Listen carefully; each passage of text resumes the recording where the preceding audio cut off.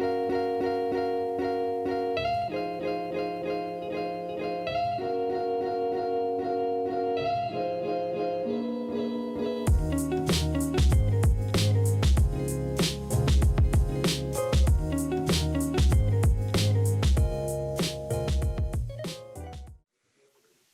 there. Welcome to this workshop on secure data sharing. We can perhaps start by making a quick introduction of each of us. So on my side, I'm Edmond, one of the project managers within CartONG. And this workshop has been designed mainly by Fred. I'll let you introduce yourself. Hi, I'm Fred. I'm from the CAMEALEON Consortium. It's a consortium of 3 NGOs in Lebanon, NRC, Oxfam, and Solidarité International, whose purpose is to monitor, it's a third-party monitoring, so we are monitoring WFP's cash assistance program.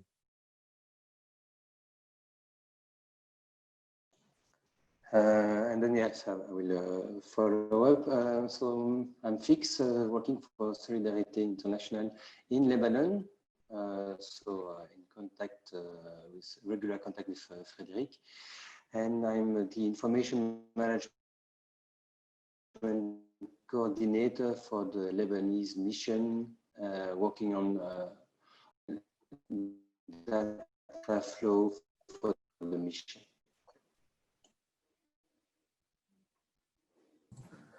Okay, thanks everybody. So I hope that the connection will be okay for the 3 of us. We'll see if that works. So the idea is to do the workshop as the most participatory as possible. So we are supposed to remain a small number of people. So don't hesitate to ask your question either by chat, but for this kind of format, we can also, if you prefer, you can also speak and share your question orally without any issue. Just at the time, we wait 1 or 2 more minutes, perhaps to let you know that we designed this workshop mainly for beginners, but depending on the public, on how you are used to this kind of things, we'll probably be able to go a bit further. So yeah, don't hesitate to ask a question if you want. If you want that we go deeper than what we have planned.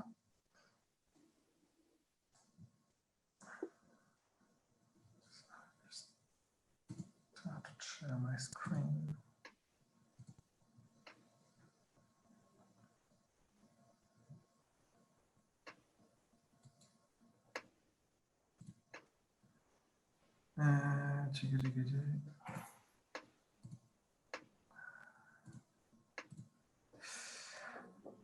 Okay, so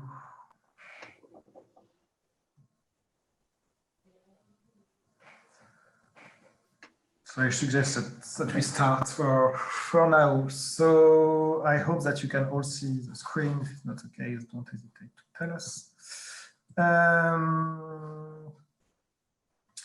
And so therefore, so here are our 3 organizations which are presenting today. So why? So we just planned first a quick, just to give you an idea, a quick theoretical, it's a big word, introduction, but at least a bit of introduction, a bit after brainstorming session together, and then we move more to the practical side with a demonstration and hopefully also a possibility for you to practice and also exchange between participants. So when do we need to secure file? Since always it has been, NGO were naturally in a position where they have to protect files because they were sensitive. It could be for information that we need to protect from our staff, from our partner, but also, of course, mainly from our beneficiary or from our user, in order to protect either ourselves as an NGO, but also, of course, mainly to protect the people that we are supposed to take care of.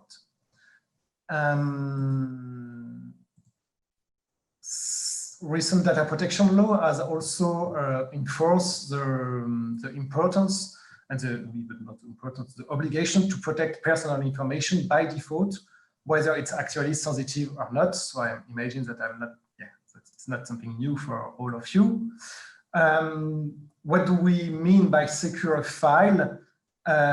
What we mean by securing file, we mean by preventing unauthorized people to access to it. That means that we need to go beyond that just forbidding the access to this file, as it could have been in the past, like putting a stamp like it's confidential and nobody should read it. But we actually have really the responsibility to make sure that it's very hard for people which are not authorized to access to a file to access to that information. In other words, what does that mean? That means that we need to lock the sensitive files content. And when we plan to secure files, of course, this is really depending on the nature of the data, the context, the kind of stakeholder which are involved into it, the nature of the data subjects. That means regarding from who the data is coming or for which what is the person which are concerned by this data, depending on their situation, their vulnerability, their interest. Of course, in humanitarian crises, we are dealing with people which are highly vulnerable and which could face massive protection issue.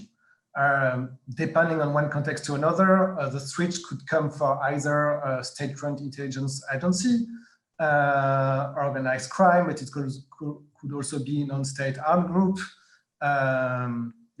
This is usually the main threat that we have when we are dealing with data security. So when we try to share a file over any medium, the idea of protection is that we need that any people who are trying to take advantage, mixing, not right.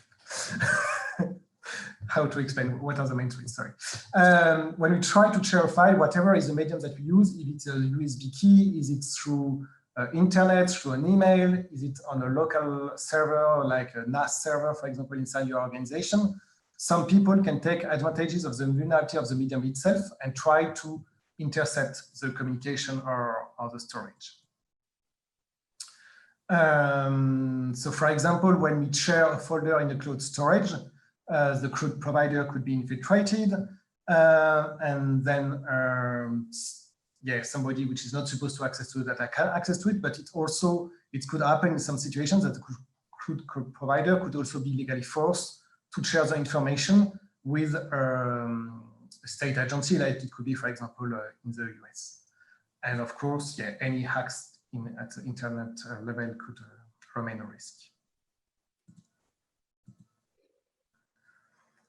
The only reliable solution, therefore, is to encrypt file before that we share them. And that means that we really protect the file before putting them in any medium. And then after that, the people which are supposed to read them should decrypt on their side the information. So this is what we call the end-to-end encryption, and that's what we'll discuss today.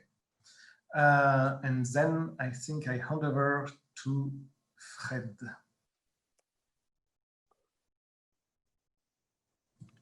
Thank you. So, how does it work? Can I share it right now? Okay.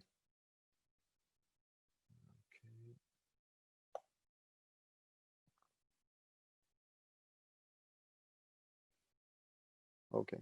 Can everybody see the presentation? Yeah. Okay. So thank you, Edmond. Well, hello, everyone. So quick and simple overview of what encryption is. Basically, encryption is a process applied to data. So let's say to text. Here, the example text is GONG. And we want to conceal that text. So encryption will give two outputs. One output is the encrypted text. So this encrypted text lacks information to retrieve the original text. The operation is impossible. The only thing one might do it would be trying all the possibilities, like the 26 letters for each of the 5 characters. So the other output is the key. So the key here says that it's letter plus 5. And so if you take G plus 5 letters, you will have an L. If you have the E plus 5 letters, you will have a J. So the key allows to retrieve the original text from the encrypted text. So this is a very basic example, of course. Right now, with the usual AES 256 ciphers, it's not, if you have a strong password, it's impossible to test all the possibilities. I mean, even if all the computers were computing, calculating all the possibilities, all the computers on Earth right now, it would take 1 billion times the age of the universe to test all the possibilities. So it's out of reach, really. So we can trust AES 256 ciphers, but we must use them in the right way. So how to recognize a strong password? There are multiple kinds of passwords, multiples of good passwords too. So I think the best option is to use some password generators like KeePass. I advise KeePass because it's open source. Many other ones are not open source, so you never really know how they generate passwords, and there might be backdoors, etc. It happened in the past. So sometimes it's better to, I mean, usually it's better to have random characters, but sometimes you want to be able to type them, because sometimes you won't have the opportunity to copy paste the passwords. For example, if you have to, I don't know, to transmit with a messenger, so sometimes you just prefer something that is typable, and sometimes you have different keyboards from different locales. So yeah, here's a small recap. Yeah, the more possibilities you have for each character, the most secure it is. Okay, so now I leave the floor to Fix. So thank you, Edmond, and thank you, Fred, for this short introduction. We wanted this workshop to be a workshop, so not to spend too much time on the theory. So this is basically the theory of what is encryption and why to do it. And so as Edmond said, we were designing this workshop for beginners. Then we received a list of the participants, and so we are quite sure that we can move a bit in higher expectation on the technicity of this workshop. So, but just let's start with one practical question, just for everybody to start now the hands-on part of this workshop. So we want you to join us on the Klaxoon board that we created for this workshop, and link should be shared in the chat if Edmond don't. Yes, if Edmond confirmed. So just join us on the Klaxoon platform and share with us, please, your daily experience with sharing information through internet. So we put some example for you to understand what we are asking you. So it's really depending on your work habits, how you are communicating with your colleagues, and if you are searching for employment, just share your experience sharing information with your friends. We basically want to check to have your experience with the content you are sharing and the platform or the channel you are using. So for instance, we said, yeah, I'm sharing beneficiary list via email with my colleagues. These are practical example of your daily sharing of information, and then that will help us to browse a bit the kind of information and the kind of channels we are using, and then we will browse some solution for better securization of the contents. So I invite you all to start sharing with us. Please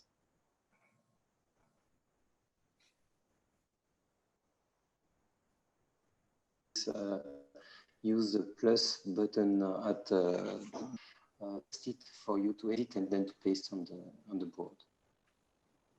So don't forget to share the type of content, so like the contracts, but also the channel you are using. Is it per email or via WhatsApp or Skype or any other platform or channel you are using? It might be also USB key or intranet, whatever.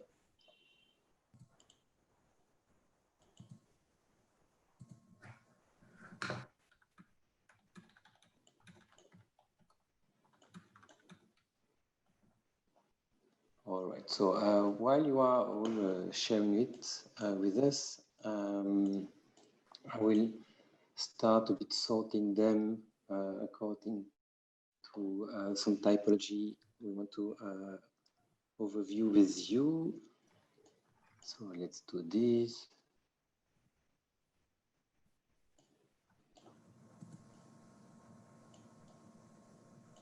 This.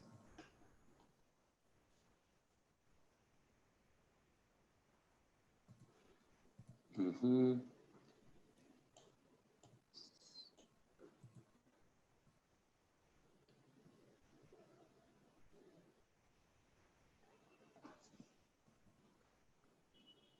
Okay, so I see a lot of interesting answers. Thank you for that.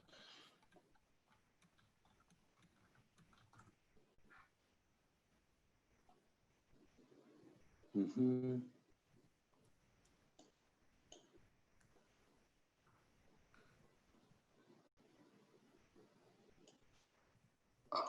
Okay. Perfect. Thank you. Thank you all. I modified one color to pink because I will have something to say about it. All right. Thank you, Fred. Yeah, we got a lot of content. Great. Thank you all.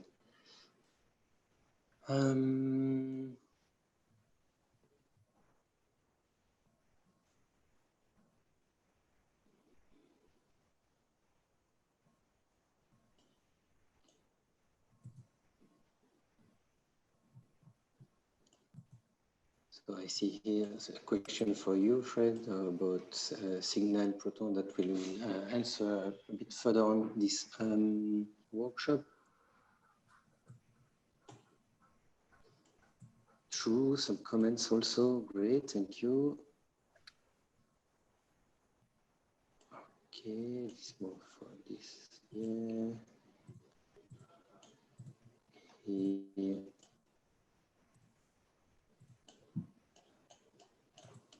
Then a bit lower.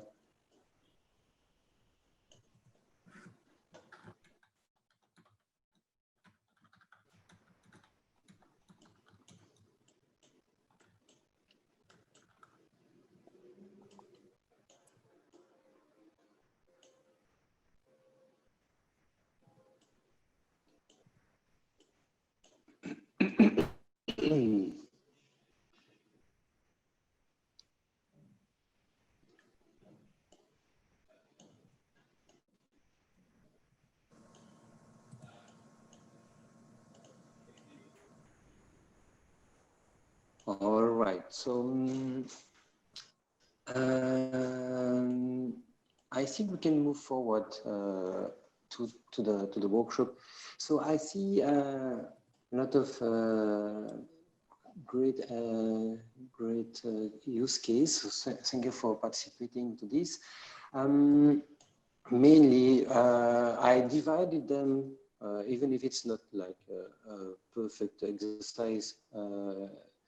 That's not the purpose, but I divided it in mainly two kind of use cases. The one where we are sharing on a recurrent basis information, such as the participant list by email or the agency's case files, or would it be like you are sharing or receiving these cases using I see different platforms such as Dropbox, Google Folder, or the more classic emails. Would it be investigation reports of complaints? I see also WhatsApp being used to share information, and also the kind of classic Kobo accounts. Yes, this is another Google, and here the virtual encrypted emails. So really interesting. It's more kind of a comment, and I grouped on the right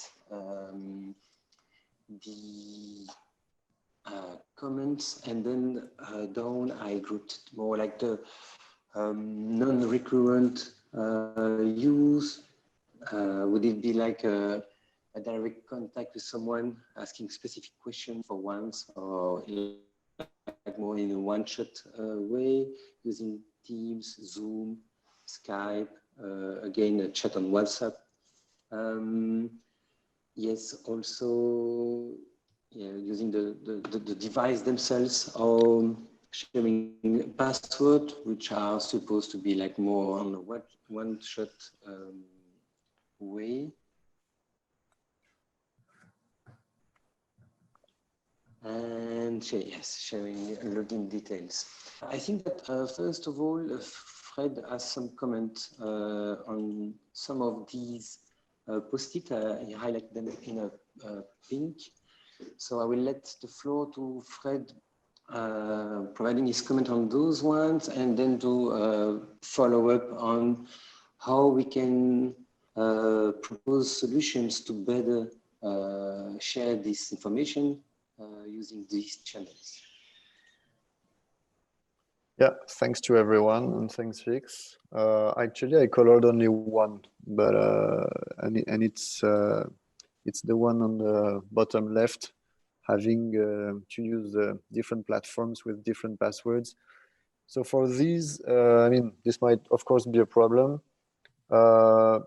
Passwords managers such as KeePass are, I think, a very good solution, in the sense that you have a master password, and then it stores all your IDs and login and passwords for websites, for applications, and you can even automate a KeePass to fill automatically the fields in your apps or in your web pages.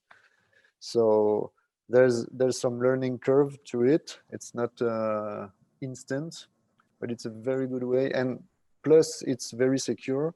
And the small file, the small database file where it stores all the credentials, can be easily shared in a cloud between all your different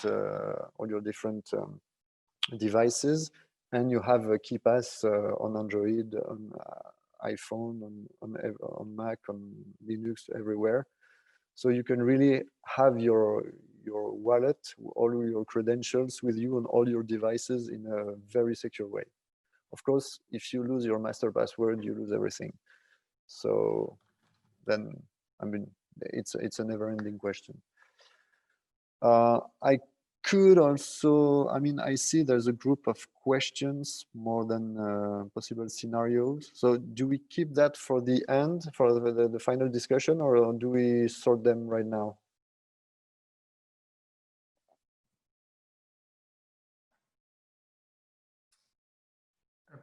Up to you, Fred. We can keep it for later, or if you prefer that we answer right now, we can also answer them right now. I suggest we answer them later, because maybe some of them will be auto answered by the next step of the workshop, maybe. Okay, as you prefer. Okay. So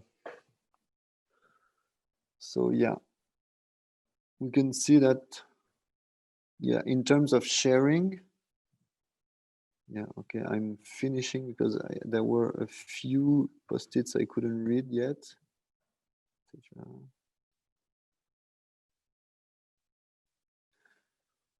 Yeah, so most of them are about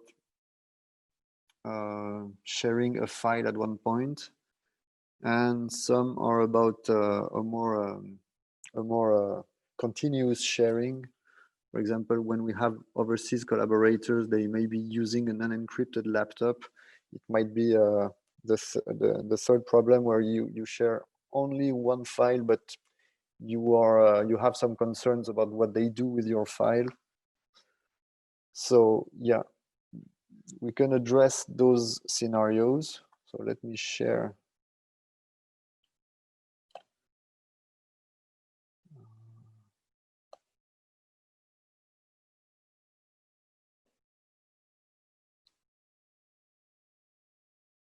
Okay. Okay. So we've seen more or less 3 scenarios, but let's start with those 2. There are a lot of one-shot sharings, like when you share a list of names for a coordination purpose, or when you receive a list. And you have the continuous, when you collaborate, when 2 partners are working on the same set of files online in the cloud, and they want to be able to update them all the time and to refer to them all the time. So it's live files, let's say. So for those two scenarios, we have 2 different types of solutions. So for the one shot, when I say one shot, it could be, of course, 2, 3, but it's not a continuous sharing, right? So when it's one shot, we can basically encrypt the file very easily with a 7-zip, or if the file is a small file, we can just send it with a signal. For example, you can see on the bottom left, there are messengers, and private bean is just to share text. So we can share files with a Signal and Telegram and Matrix, for that matter. But files have a limited size, of course. And it may not be always very convenient if you have a big group of people with whom you want to share the file. So besides sharing the file with directly in a messenger, you could just encrypt the file on your laptop, let's say with 7-zip, because it's very, very well known, and it's many people have it, and it's free and it's secure. It's open source. It has been audited. So you could just encrypt with 7-zip and send the file. But of course, you still have to share the password. So for sharing the password, you need a secure channel, and that secure channel again will be Signal, Telegram, Matrix, or maybe private bean if you are in direct communication, because you need to be in the instant with a private bean. So in every case, I mean, for those who know PGP, etc., it's a different story. But as long as we are in a scheme where we just encrypt something and share a password, we need a secure channel to share the password. And so there are not many secure channels. We have Signal, which is the best one. We have Telegram, we have Matrix and Private Bean. We have also built-in encrypted emails like Proton Mail and Tutanota. But in all cases, Signal, Telegram, Proton Mail, Tutanota, it always requires that your partner has the same software on their hand, of course. It might be obvious to some of you, but I mean, I say it for maybe the few of you that who didn't know that. So we'll see a step-by-step way of doing it.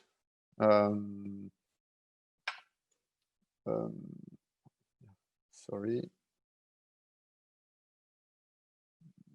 So the second, yeah, I forgot. The second, when it's a continuous sharing, the idea is to create a vault on a shared cloud space. So, for example, on whatever OneDrive or Google Drive or Dropbox, we will create a vault where the file is encrypted before being sent to the vault and only decrypted after being downloaded. So we will show you how to do it with Cryptomator, because it's free and it's a very user-friendly software. It's only paid if you want to have the Android or iPhone counterpart. But in that case, again, you will have to share the password through a secure channel.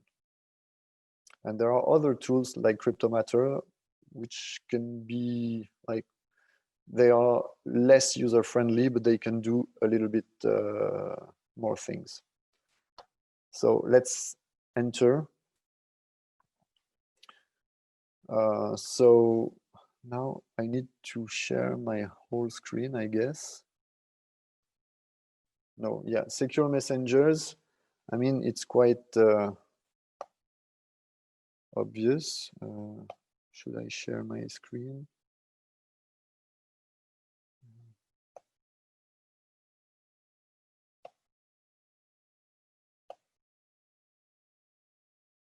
Yeah. So everyone can see my screen, I guess. Okay. So this is, you can see my contacts. You can see, you know, this is a Signal as you have it on your computer. You need to pair it with your phone, but you have it, and it's exactly the same as WhatsApp, but you can but it's perfectly secure, and you can send a file. So you just have to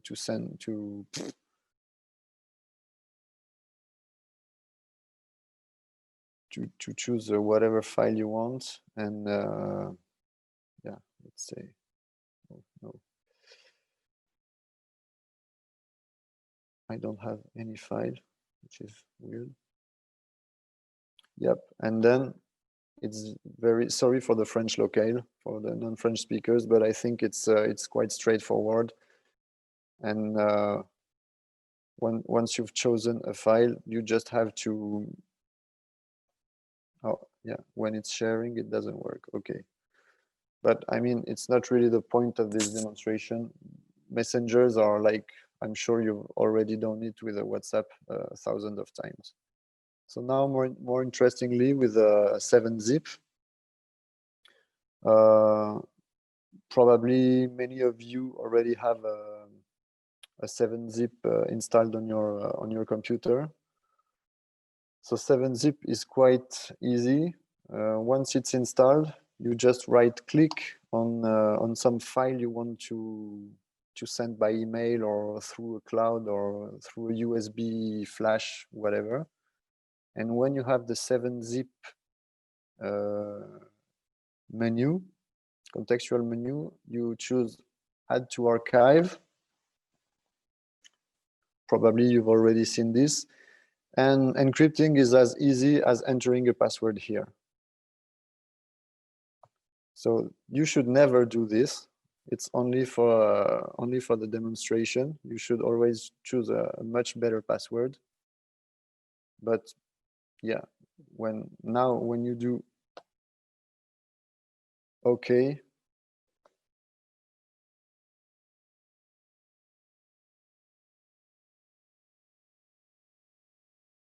okay, you now have this file much smaller than the original. Not really, actually. Sometimes it's much smaller, sometimes not. So that one must have been already compressed. But the point is, when you try to open it, it seems that you open it, but if you want to extract,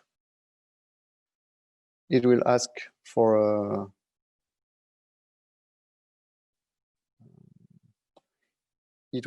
a password. It's at the very last moment that it will ask for a password. And if you fail to enter the password, it won't work at all. So once you have this zip and encrypted file, you can share it in any regular way, provided that you share the password on a secure way with a Signal or private bean or whatever. Is there something unclear so far?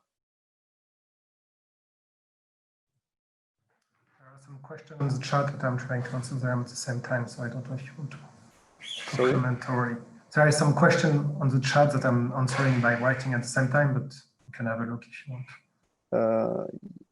Okay, so because when I'm sharing, it's when you go, I don't see the. No, don't worry, I'm answering them. Okay, okay. Shall I go on with the next part? Yeah. Okay, so we've seen. Yeah. So.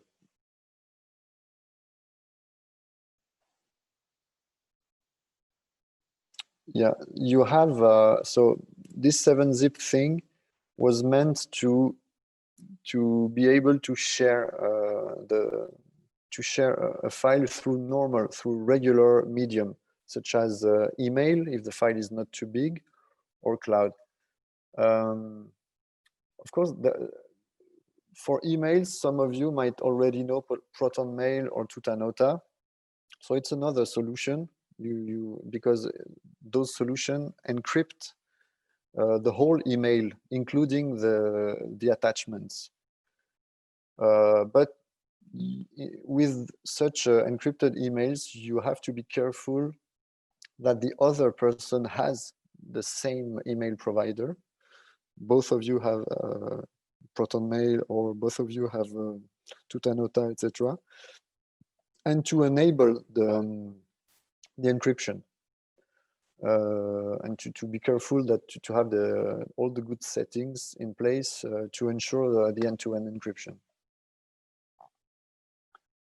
So next is Cryptomator. Perhaps Fred, one participant is asking if you know Secure Mailbox as a provider. I don't know them personally, so I cannot be. No. I don't have an opinion on them personally, but I don't know. Yeah. No. This is the issue. There is a lot of different service providers which are proposing more or less the same services. It's the same for all the tools that will showcase you. So that's why we are usually giving you one example of tools, but of course there is usually alternative. And after, to evaluate if this alternative is enough secure or reliable, you need to go really into detail, either looking to other benchmarking, looking at their condition. And it's where it could start to be a bit technical. So yeah, like this, we won't be really able to give you an opinion on some tools that we don't know on our side, but it could be a good alternative. Yeah.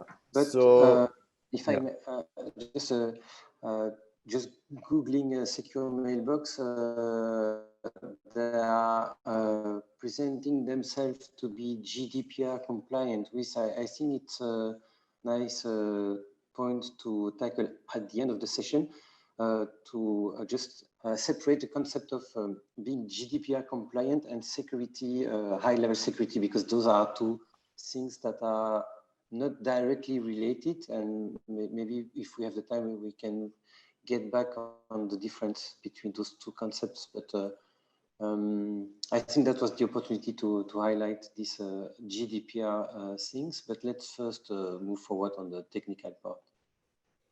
Just one advice when facing new tools, especially concerning security.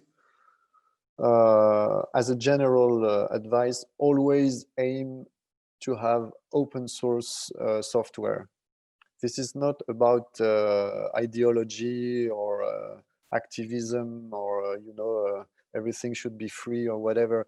It's just that having the open source, having the code being open source, allows the code to be audited by experts, by enthusiasts, by academics, by third-party companies, by so many people. So always aim, I mean, so when someone claims to be the most secure, very secure, blah, blah, blah, as long as nobody else but themselves could verify it, it has no value according to me. So Proton Mail is open source. Cryptomator is open source. Not on Android though, because they make it pay for it, but on desktop and enterprise cloud solutions, Cryptomator is open source. Signal is open source. I don't know about Telegram. So Private Bean is open source.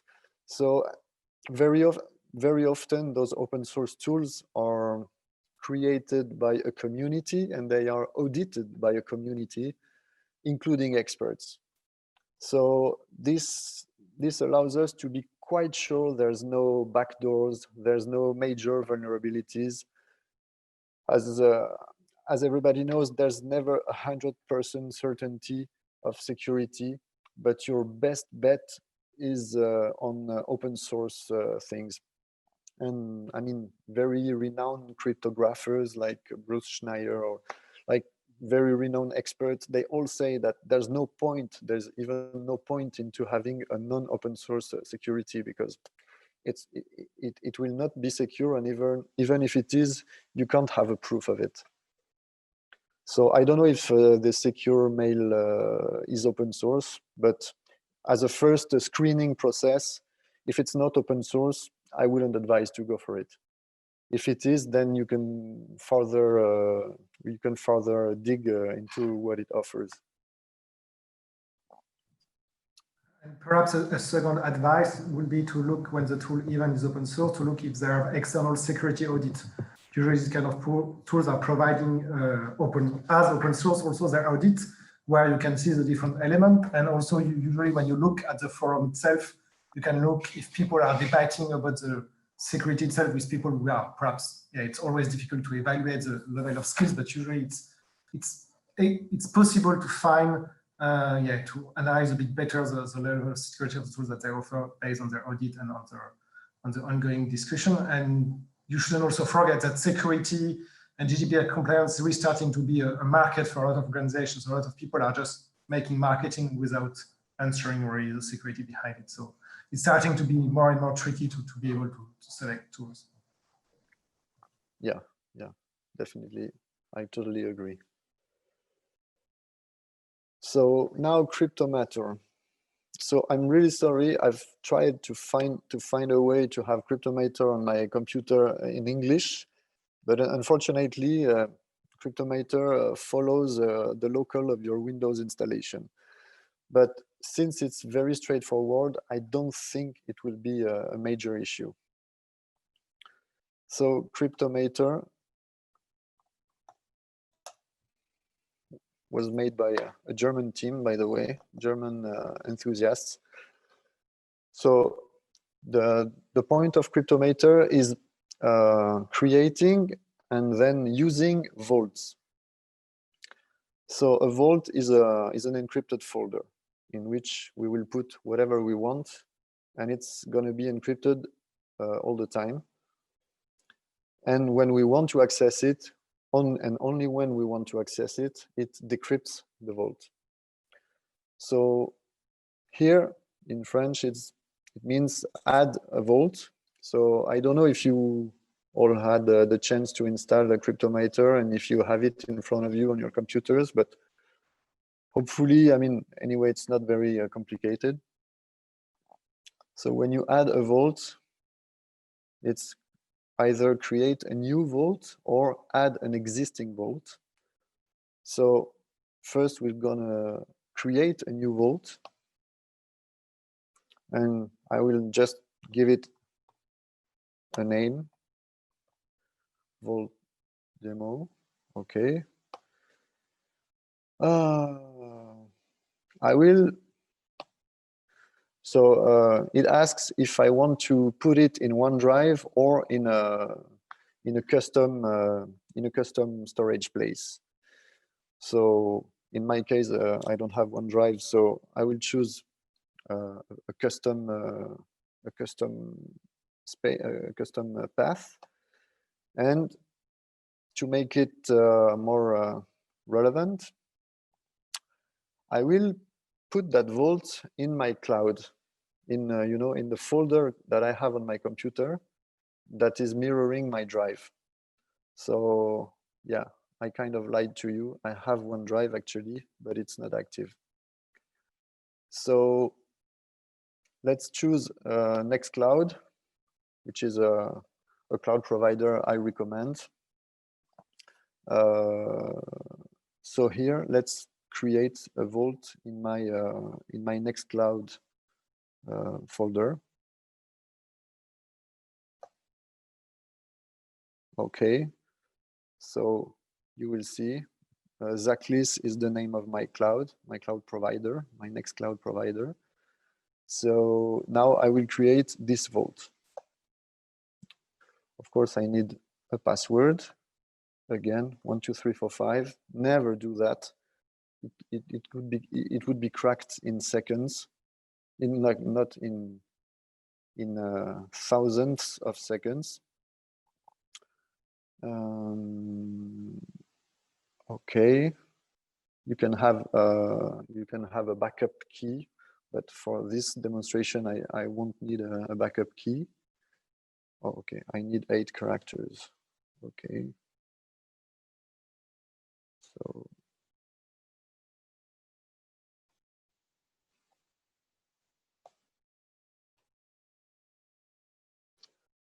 okay.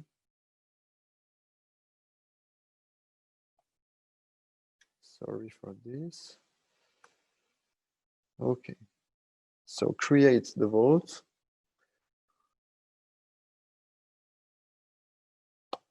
And I have it. It's done. So here, it's added automatically, but I could just have it suppressed, and it's not even necessary to have it. So what have I created exactly? I have created, I'm going to show you.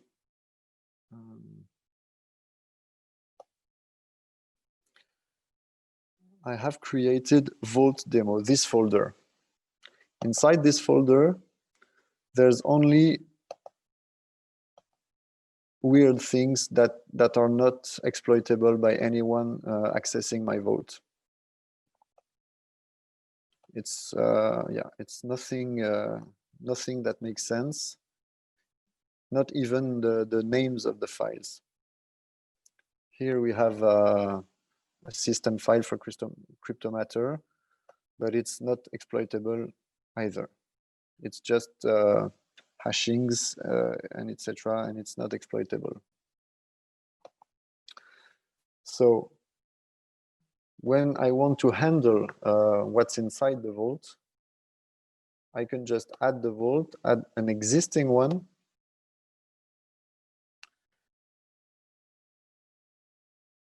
and go to it. Tell me if you think I'm going too fast, or I have no idea actually if it's fine, or if I'm too fast or too slow, maybe, I don't know. So here, choosing Vault Demo and choosing the system file in it, I added the vault, as was automatically done anyway when I created it. And here I can unlock it, unlock the vault. So, of course, I have to enter the password.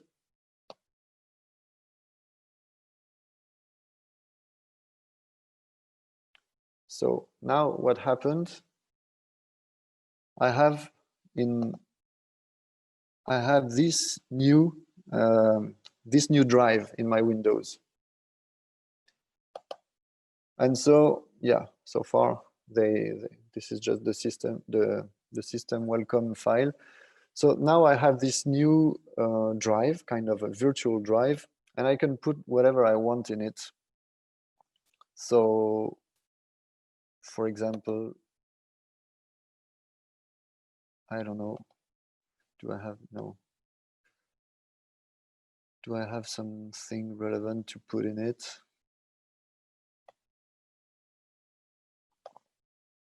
Yep. Let's put this file in it. As long as my vault is open, as long as I have this virtual drive, I can go into it, work on it. I can update.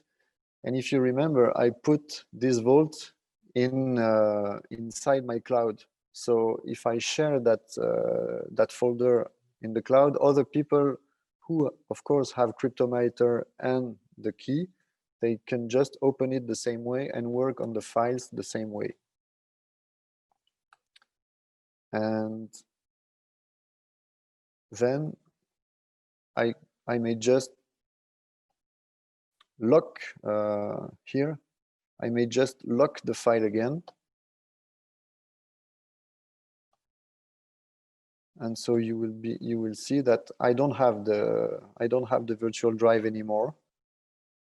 All I have is in my folder, in my cloud folder. Here, this Vault demo. Yeah, so now we have new files that I have just created. So even the file structure, the file tree is not recognizable. And of course, someone who can access my cloud, someone who hacked the server hosting my cloud, will only find this, and as long as they don't have Cryptomator and the password, they won't be able to have anything else than what you're just seeing right now. Yeah, I think that's it for Cryptomator. Is there any questions? Is there something unclear for yeah? So yeah, maybe to summarize again for this, what's brilliant in this Cryptomator and design is that first, as we could follow with you, we are encrypting locally on your laptop the files that you are working on. So that makes them safe, because every time you close your laptop and you will need to unlock the vault. So even if your local laptop is stolen, then the people will not have access to the data. So that's one thing. And what's also brilliant is that by synchronizing this folder with your cloud system, the synchronization is synchronizing encrypted file automatically without anything to do more. And if you share with your colleague the keyword and the key pass, and they are doing the mirroring, like synchronizing back to their laptop and in a vault, and having the key.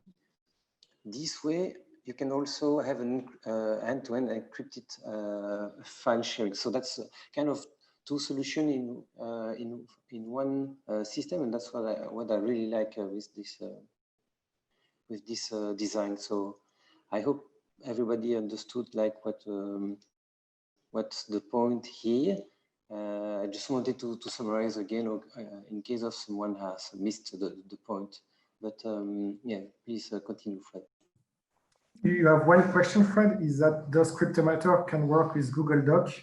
I know that it could work with Google Drive, if I'm not wrong, but I'm not sure that with Google Doc itself it can work. So depends what you mean by work. I mean, you can work on your Google Doc files, but you cannot collaborate on them. And anyway, I mean, you cannot collaborate at the same time. But this is not about Cryptomator. I mean, even you can start having now built-in end-to-end encryptions in OneDrive, in Nextcloud, in so many new solutions. Most of them are closed source, so it's not really reliable according to me. But anyway, having end-to-end encryption make it extraordinarily difficult to preserve the collaborating feature. It's not entirely impossible, and I think it will come in a couple of years in some professional solutions. But right now, I don't think there's a viable solution that allows to have security and simultaneous collaboration at the same time. So what I've just said, I mean,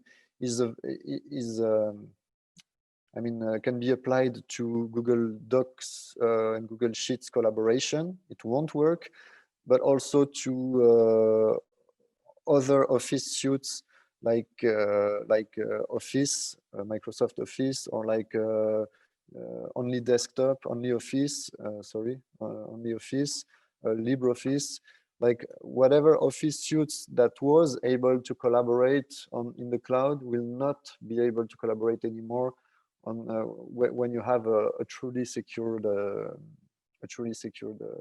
sharing solution. This is the major drawback, I confess. But at one point, we need to know what the priority is.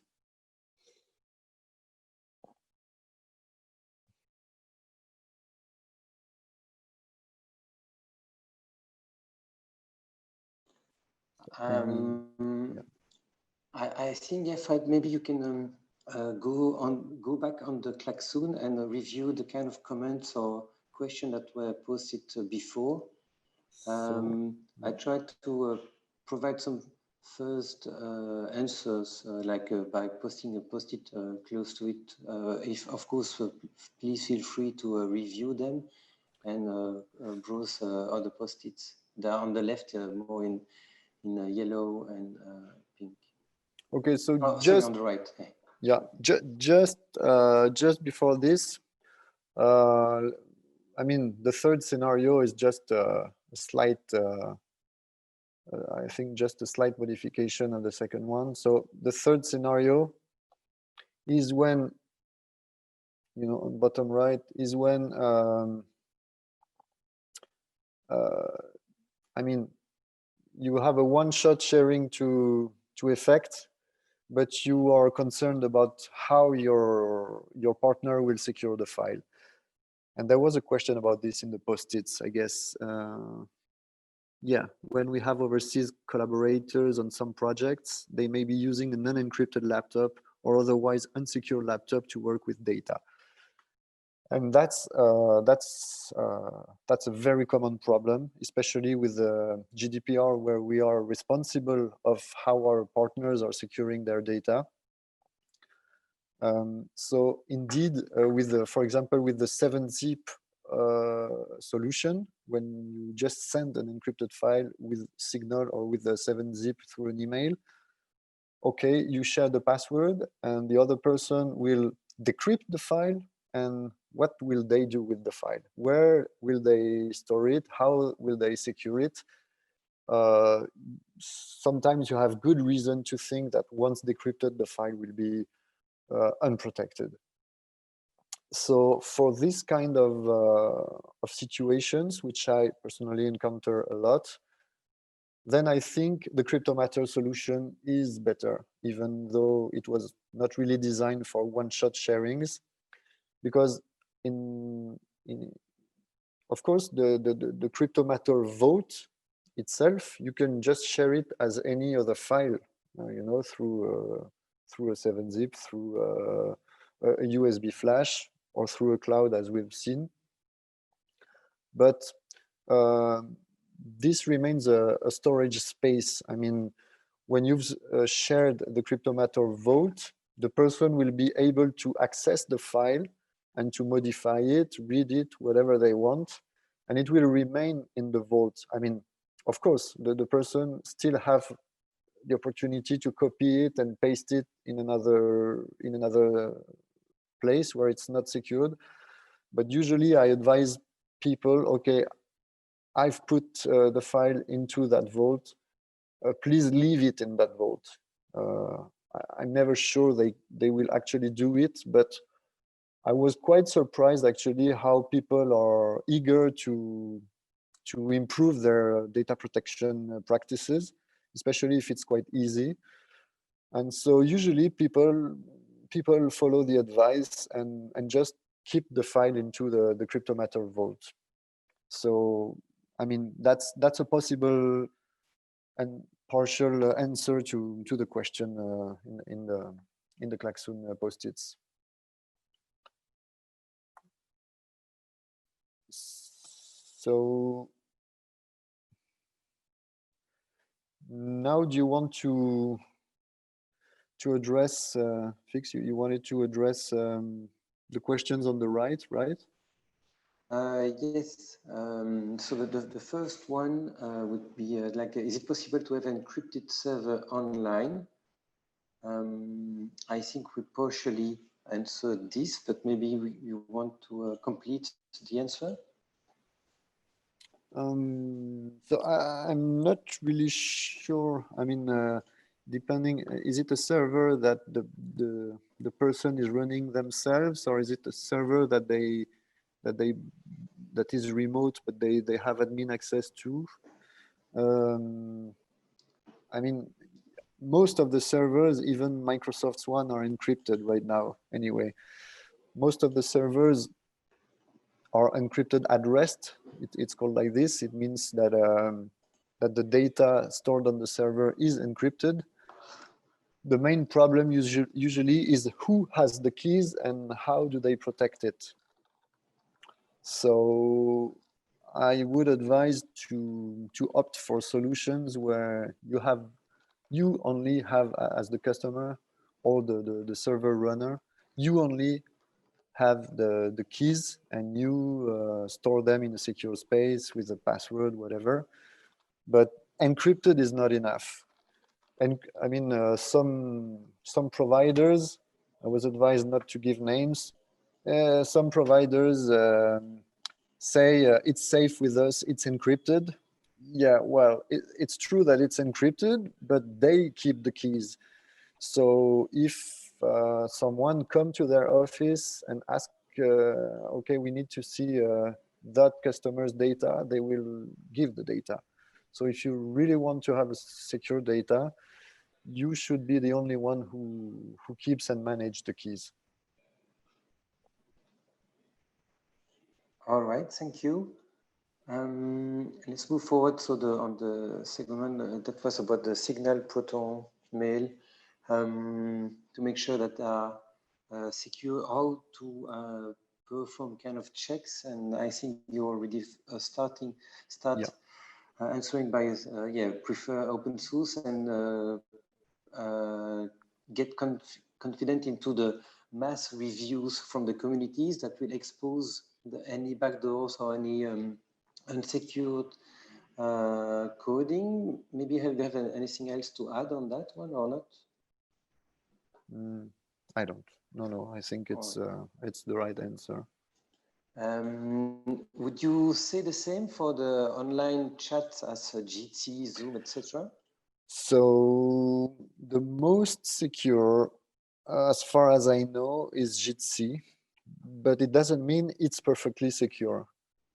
Jitsi is an open source chat platform, meaning anyone can run their own instance, their own server of Jitsi, for example, inside a company.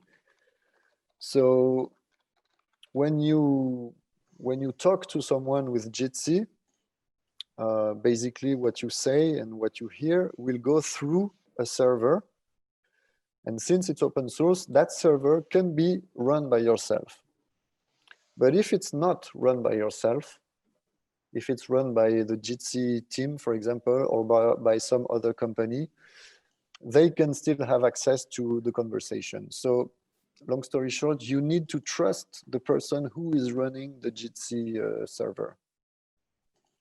Otherwise, they are the only one, yeah, who are encrypting, who are truly encrypting the conversation, as opposed to all the others, by the way. Zoom said they were doing end-to-end encryption, but they consider themselves as an end, so they decrypt everything. So it was a little bit marketing misleading, but yeah, the only true secure chat is through Signal or Matrix or Telegram. They have chat facilities. But of course, you don't have all the features like raising hands, sharing screen, etc. Okay. And now moving forward to the last question on Klaxoon, not the last question of this session. What about encrypting the whole laptop? So the feedback here is that it resulted into an extremely slow, lagged work on with the laptop. Any comment on that? So you have several ways of encrypting a laptop. I'm quite surprised. I mean, maybe it was a very old laptop, or maybe it's an encrypting software that I don't know and who was not very good. I don't know. I only tried to encrypt laptops with 3 solutions, who were the built-in Microsoft Windows BitLocker, or I tried it with VeraCrypt, or with Lux, but Lux only works with Linux. In the 3 cases, it was fast. I couldn't notice a difference. And I'm still talking about encrypting the whole laptop, not just different spaces. But when you encrypt the whole laptop, I didn't notice any difference. So I don't know. I don't know exactly. Sometimes encrypting a laptop rely on the hard drive's built-in hardware encryption, and that is bad. Yeah, usually, I mean, each time it was studied by cryptography experts, it was something to be avoided at all costs. Microsoft Windows BitLocker, unfortunately, has the default settings that are weak. So you need to deeply dig into the group policies to change the settings. I mean, I don't think it's very clear, and I don't think it's very, I don't know. Plus, in 2016, Microsoft had a leak of what they call their golden key, which basically allows a Microsoft staff to decrypt anything encrypted with Microsoft. So they have such a golden key to decrypt anything. So I wouldn't advise this in our case, because I think humanitarian data is too sensitive to play with this kind of things, with this kind of risks. So that leaves us, but I mean, it's better than nothing. At least if you encrypted something with the built-in BitLocker, Windows BitLocker feature, at least a random thief that stole the computer will not be able to access the data in it. So better than nothing, of course. But I think the most reliable would still be VeraCrypt for all types of computers, or Lux for Linux computers. Yeah, so about, I know I didn't completely answer, because about the computer being extremely slow, I think it's just bad luck, because usually it doesn't happen. So maybe that computer or that hard drive, or I don't know, or that software, I don't know. Okay. Yeah, I think we have a lot of people who can testify that with laptop fully encrypted, it doesn't make the laptop more slower necessary. Yeah. You perhaps was one question which was linked to your previous slide, Fred, on the chat, which was, what do we do when Sparkter forget to encrypt an email? So yeah, I let you answer perhaps. So you mean when they send you some sensitive information without encrypting it, right? I imagine this was a question from Rachel, if you want to.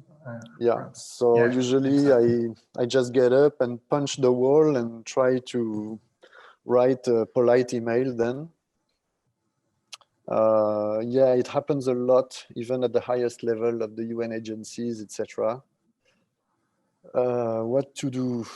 I mean, I won't lie, I don't have the answer. I mean, usually I try to reply with a polite email saying, thank you, I received your file.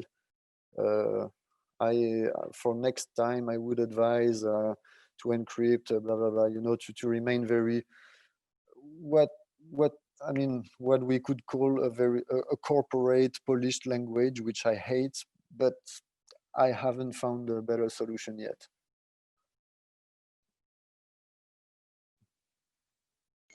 Yes, anyway. And of course, I advise, sorry, of course, I advise to delete the email, and then to delete it from the trash bin, and to advise the other person to do the same. Yeah, I think as a testimony from a H2H organization, which is working with a lot of other organizations, I think it's also really part of everybody's job to try to also raise awareness, in fact. So that means to always, when you receive this kind of thing that you're not supposed to receive, take the time to answer, take the time to encourage people to say to delete it, perhaps to reshare it, and to encourage them. So it's really, I think it's a long process that will take a long time, that the whole sector gets used to use more secure tools, but I think it's really something needed, and it's not a waste of time to take this time to ask people to delete it, to inform them, to explain them, also to spend a bit of time why it's not a good practice. And based on my experience, everybody now, at least when you do it 1, 2, perhaps 3 times, at the 4th or 5th time, at some point people start to get used to it. And I think it's how also we change our practices. Yes, true. Yeah. And as Stella is saying, education is key, definitely. Yeah. Now, I was thinking of that, just bouncing on the GDPR versus or /security thing is just, this is not the topic of this session, but just GDPR. What is mainly behind it is more like transparent, informed treatment of your data that is needed by companies where they are dealing with data of European citizens mainly. So when someone or some company claims to be GDPR compliant, actually that's the least they have to do, but also that just means that they are providing you with necessary information for you to produce an informed consent on using the service or not. So actually they will just describe what they will do with your data, technically speaking, which is different as dealing them in a secured way with your data. So just to avoid misleading marketing labeling on GDPR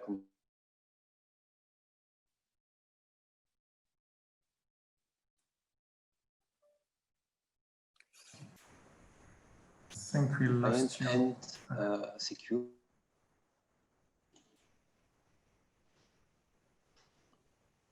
You still lose me? You're back. Okay, You're I'm back. back. So have you missed something of what I was saying? The last sentence, maybe. Okay, so just saying that, yeah, don't be misled by the marketing GDPR compliant, because it's more about transparency more than about security. So yes, that was it. Maybe we can move forward on hosting and more question or comments. Or, yeah, we just have 15 minutes left. True. Otherwise, we had maybe a topic to browse with the sharing experience on how to actually to move forward with the last comment on the education is key. Was more on sharing experience on how to promote the use of secured way with your staff or with your colleagues or within your organization. I think, Edmond, you prepared something about that now?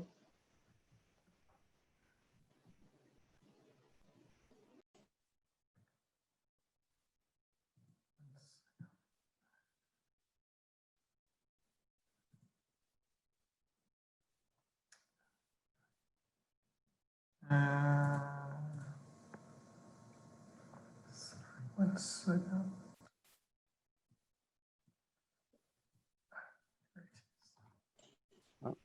Just a word during the time he's looking for it. I saw a few comments about PGP. So just for those who doesn't know PGP, it's a way of securing and encrypting things without the need to exchange passwords. I won't get into more details here. It's very interesting. I mean, it's the must, of course. It's what we should all use. It's what is behind the curtain into Proton Mail or Tutanota or even Signal. So it's the true secure manner of exchanging data. But when you don't use tools that have PGP built in, like Proton Mail or Signal, when you have to set it up yourself on your usual email provider, it's not always very easy, and sometimes it's even bugged. I mean, I'm thinking of a PGP for Windows applied to Outlook. It's hell. I mean, it looks good, but you have so many bugs that at one point, I mean, I just gave up on it. So yeah, PGP, I mean, I dream of the day where PGP is generalized everywhere and where all the ITs make sure that their users can use PGP in an easy manner. But I'm not able to provide solutions to make it easy for everyone and for beginners. And yeah, I mean, I use it daily, but not with non-tech savvy people. Yeah, I don't know what more to say.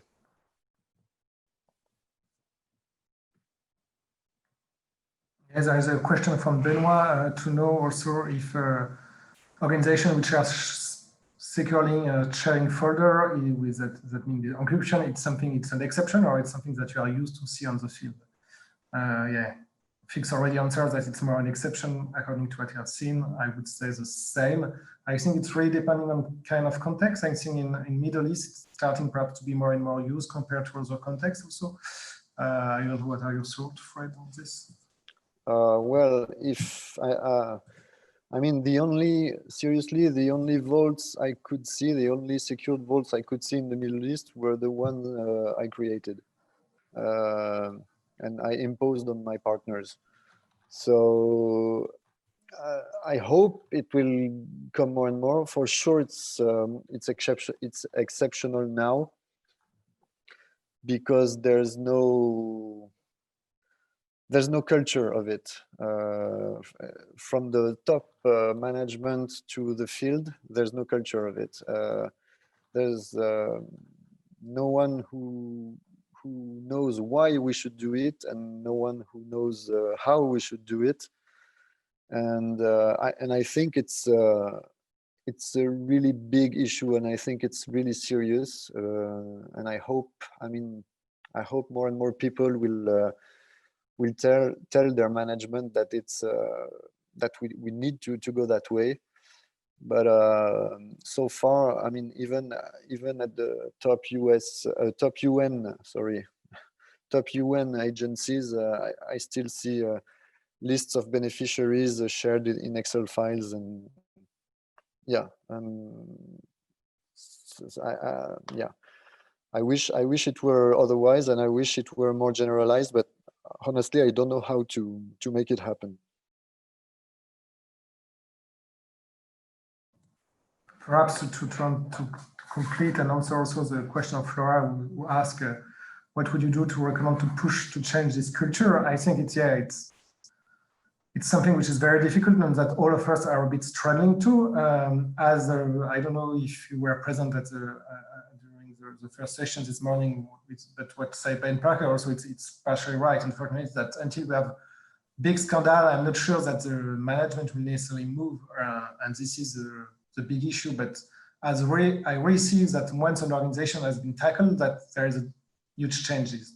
So that means budgets are put it, skills are recruited when there is an issue. But before that, the issues, I think it's also a question of personal cultures. That means if people are not used to protect their own data, they don't understand also the need to protect the data of their organization and of the people with who they are working.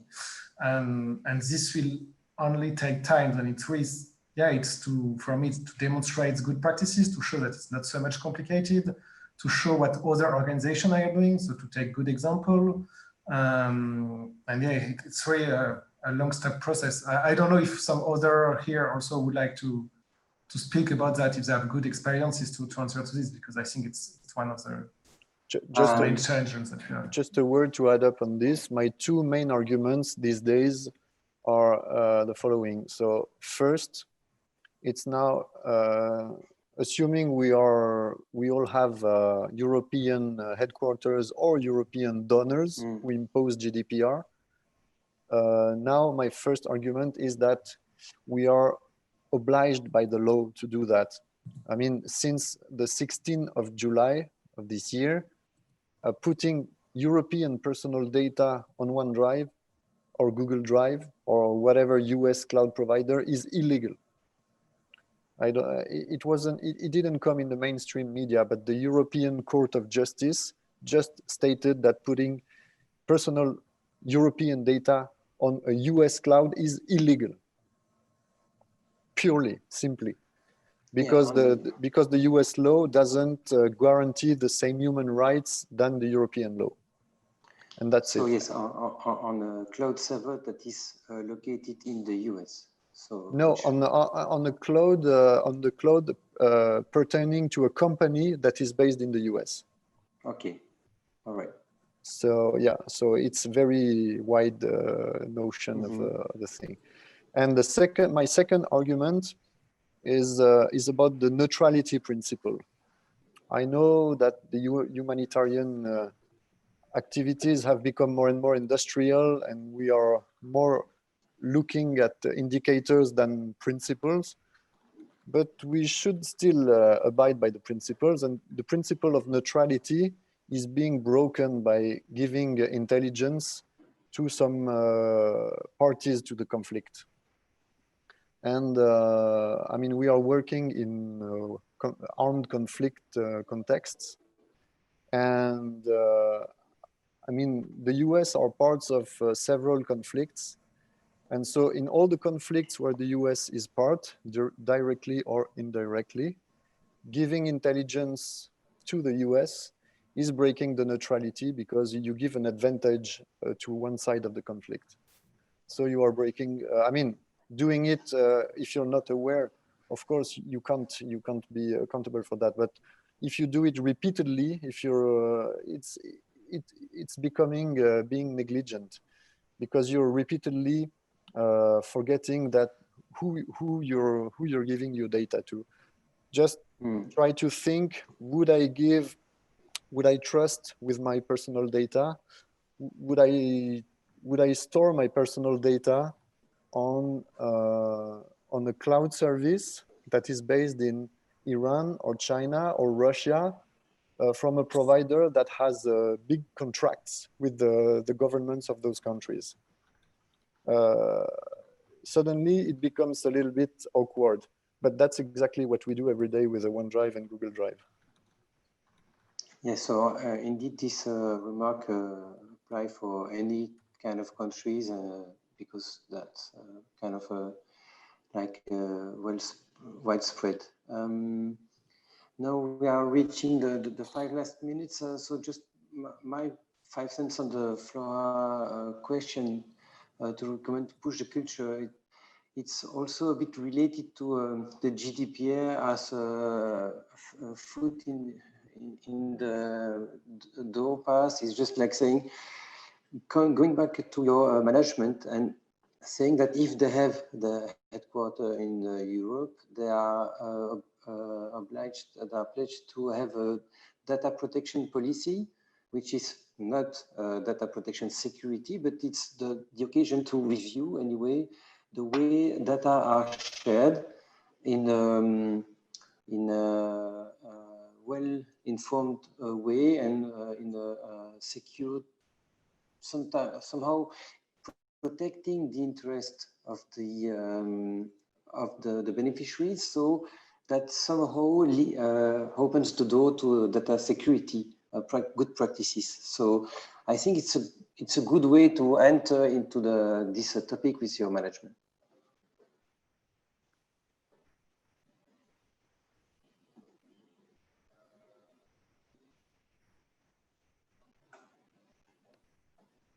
Edmond, maybe you want to have a last word for the last 3 minutes of this session? Not sure. I think I already shared what I wanted to share. No, I think I will just repeat what I already said, that I think it's common responsibility to change the practices of the sector, and it started by people who are aware. So that means starting by us. And we shouldn't be afraid that it will be a long curve and that it will be difficult at some point, but tools are existing. This was a bit the purpose of this workshop for us. It was to demonstrate that simple, free, in majority, or low cost at least, and open source tools are existing to meet our needs. So it's not impossible to securely share files. It just, it's a matter of changing cultures.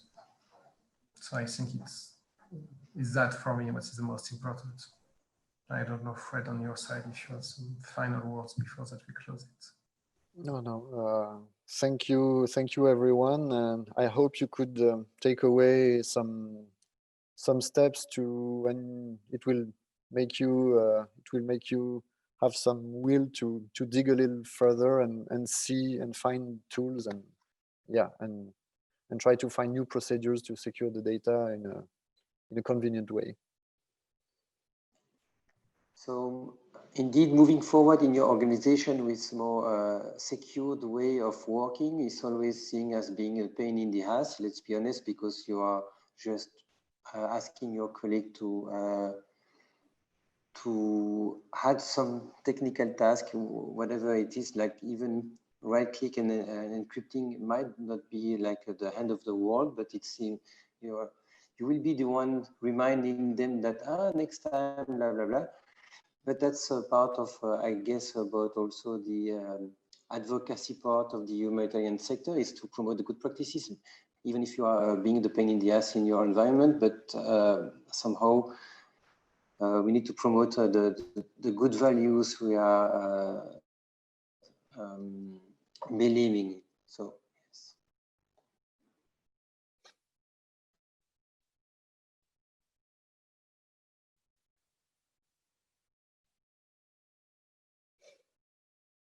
So there is one question. Is there any checklist for small NGO to be on the safe side? Difficult final question.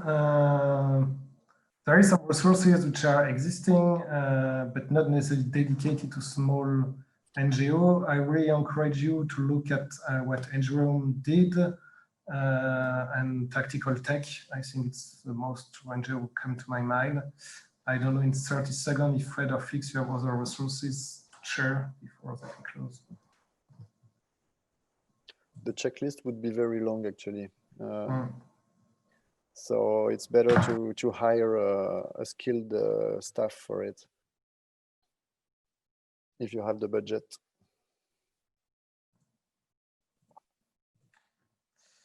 Sorry that we cannot take more time for that, and I can understand that for a small NGO recruiting somebody for this, it's pretty complex. But I think also at some point there is also the question to answer to know if it's depending on the kind of data, if you really need to manage this kind of data, and if you need to manage this data, then you need to try to find a way to fund this budget to properly manage this data. And this is where it's starting to be a complex circle, but I think we need to tackle it for it.